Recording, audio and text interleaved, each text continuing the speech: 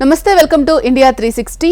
ఎర్ర సముద్రంలో హోథీలకు వ్యతిరేకంగా అమెరికా ఆధ్వర్యంలోని యాక్షన్ ప్లాన్ కు ఆరంభంలోనే ఎదురు దెబ్బలు తగులుతున్నాయి. 10 దేశాల ఆధ్వర్యంలో భారీగా యుద్ధ నౌకలు, ఫైటర్ జెట్లను దింపాలని అమెరికా యోచిస్తోంది. కానీ అగ్రదేశానికి నెదర్లాండ్స్, నార్వే, ఆస్ట్రేలియా షాక్ ఇచ్చాయి. నెదర్లాండ్స్ అయితే కేవలం 2 సైనికులను పంపింది. నార్వే 10 మందిని, ఆస్ట్రేలియా 11 మంది సైన్యాన్ని పంపింది. వారికి ఆయుధాలు కానీ, యుద్ధ నౌకలు, యుద్ధ విమానాలను ఏమాత్రం పంపలేదు. వారితో ఎర్ర సముద్రంలో హోతీ ఉగ్రవాదులను ఎలా ఎదుర్కొంటారు అన్న ప్రశ్న ఇప్పుడు తెరపైకొస్తోంది.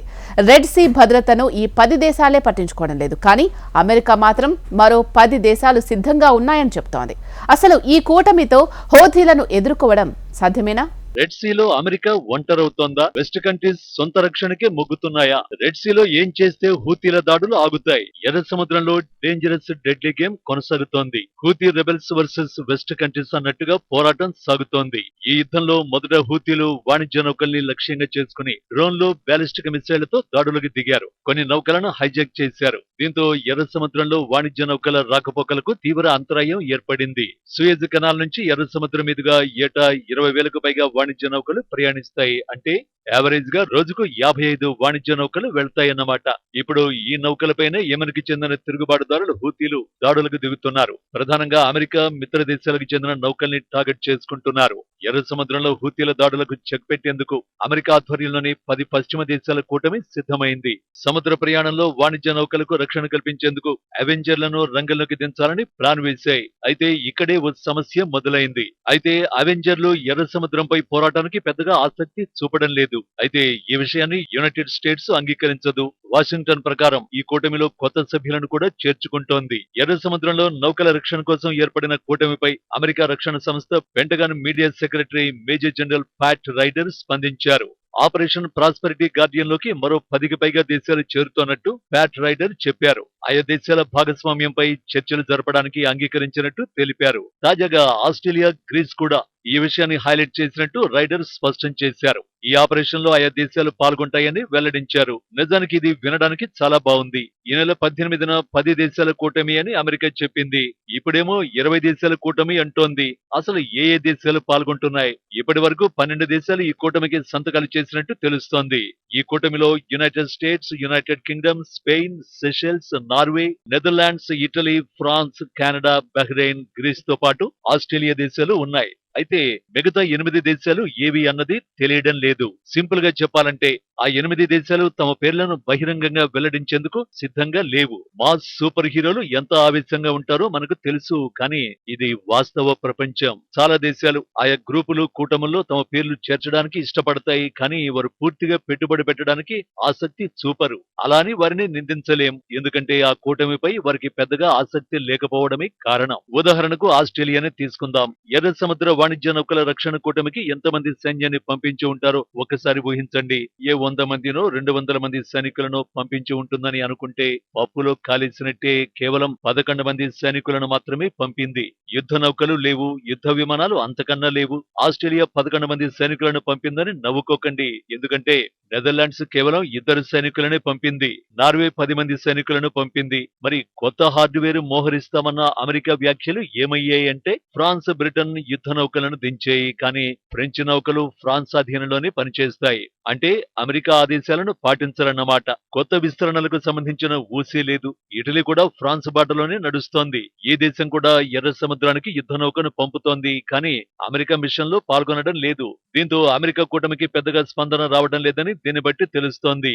అమెరికా మిత్ర దేశాలే ఎర్ర సముద్ర కూటమిని పట్టించుకోవడం లేదని స్పష్టమైపోతోంది. ఆయా దేశాలు ఎర్ర సముద్రం భద్రతను విస్మరించడం లేదు.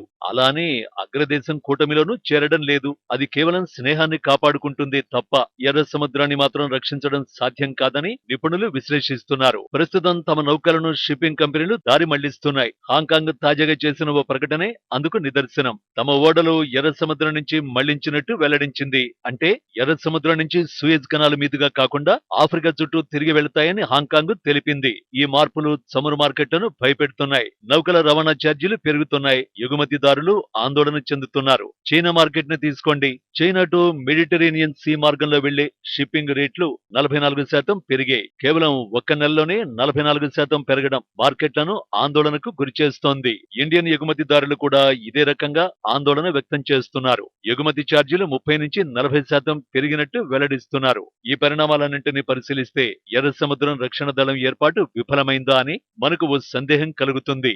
అయితే విఫలమవడం అనేది బలమైన పదం కావచ్చు. ఫస్ట్ ఇంప్రెషన్ బెస్ట్ ఇంప్రెషన్ అంటారు. ఆరంభంలోనే ఎర్ర సముద్రం కూటమి ఆకట్టుకోలేదు. అరబ్ దేశాలు కూడా ఈ కూటమిలో చేరలేదు. ముఖ్యంగా హూతీస్ ప్రతీకార దాడులకు దిగుతారేమోనని సౌదీ అరేబియా భయపడుతోంది. అయితే పాశ్చాత్య దేశాల మాటేమిటి అంటే పశ్చిమ దేశాల్లో కేవలం ఒక్క బ్రిటన్ మాత్రమే ఆసక్తి చూపుతోంది. అమెరికా ఆధ్వర్యంలోని కూటమి కింద ఓ యుద్ధ నౌకను యునైటెడ్ కింగ్డమ్ దించింది. ఆ దేశ విదేశాంగ మంత్రి డేవిడ్ కామరూన్ అరబ్ దేశాలతో చర్చలు జరుపుతున్నారు. తాజాగా కైరోలో ఈజిప్ట్ అధ్యక్షుడితో కామరూన్ సమావేశమయ్యారు. కూటమిలోకి ఈజిప్ట్ ను చేర్చేందుకు యూకే మినిస్టర్ యత్నించారు. ఎర్ర సముద్రం ఉద్రిక్తతలకు లోనైతే ఈజిప్ట్ నష్టపోతుందని, బ్రిటన్ కు కూడా నష్టం కలుగుతుందని కామరూన్ తెలిపారు. అంతేకాదు హూతీల దాడులతో ప్రపంచమంతటా ప్రమాదకర పరిణామాలు నెలకొంటాయని బ్రిటన్ విదేశాంగ మంత్రి వెల్లడించారు. ప్రాస్పర్ ది గార్డియన్ ఆపరేషన్ లో బ్రిటన్ పాల్గొనడం గర్వంగా ఉందన్నారు. బ్రిటిష్ నౌకలు ఎర్ర సముద్ర మార్గాన్ని సురక్షితంగా ఉంచడంలో సహాయపడతాయని డేవిడ్ కామరూన్ తెలిపారు. అయితే నిజంగానే పనిచేస్తుందా అంటే ఇప్పుడే చెప్పలేం. అనామకంగా ఉన్న 8 దేశాలు కూటమిలో ఉండొచ్చు, ఉండకపోవచ్చు. కానీ పాశ్చాత్య దేశాలు కూడా ఎందుకు విముఖత చూపుతున్నాయి అన్నదే ఇక్కడ అసలు ప్రశ్న. అమెరికాపై ఆయా దేశాలకు నమ్మకం లేదు. ఎందుకంటే ఇప్పటి వరకు హూతీస్ దాడుల్ని అమెరికా బలగాలు తిప్పికొట్టలేదు. అంటే జో బైడెన్ హూతీలపై దాడులకు ఇష్టపడటం లేదని స్పష్టమవుతోంది. ఇక మరో కారణం ఏంటంటే కూటమి ఏర్పాటుతో ఎర్ర సముద్రం సమస్య పరిష్కారం కాదని స్పష్టంగా తెలుసు.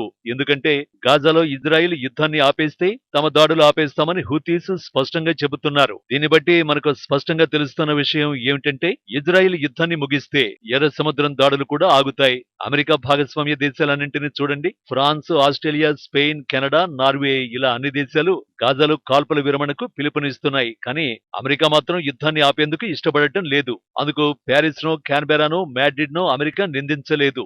కాల్పుల విరమణ మాత్రమే ఎర్ర సముద్రం సమస్యను పరిష్కరిస్తుందని ఆయా దేశాలు నమ్ముతున్నాయి. ఈ విషయం అమెరికాకు కూడా తెలుసు. కానీ వారు మాత్రం అలాంటి ప్రయత్నాలు చేయడం లేదు. పైగా ఎర్ర సముద్రంలోకి యుద్ధ నౌకలు, సైనికులను పంపేందుకు సిద్ధమవుతున్నారు. ఇదేమీ పెద్దగా ఆశ్చర్యం కలిగించదు. కానీ కూటమి ఫెయిల్ అయిందని ఇప్పటికిప్పుడే చెప్పలేం. కానీ అమెరికా విధానమే అసలు సమస్యగా తెలుస్తోంది. రాజకీయ సమస్యకు సైనిక పరిష్కారం ఏమాత్రం ఆమోదయోగ్యం కాదని మాత్రం నిపుణులు చెబుతున్నారు. యుద్ధం ఎన్నాళ్లు సాగుతుందో, హూతీలు ఎన్నాళ్లు దాడులు చేస్తారో కాలమే నిర్ణయించాలి.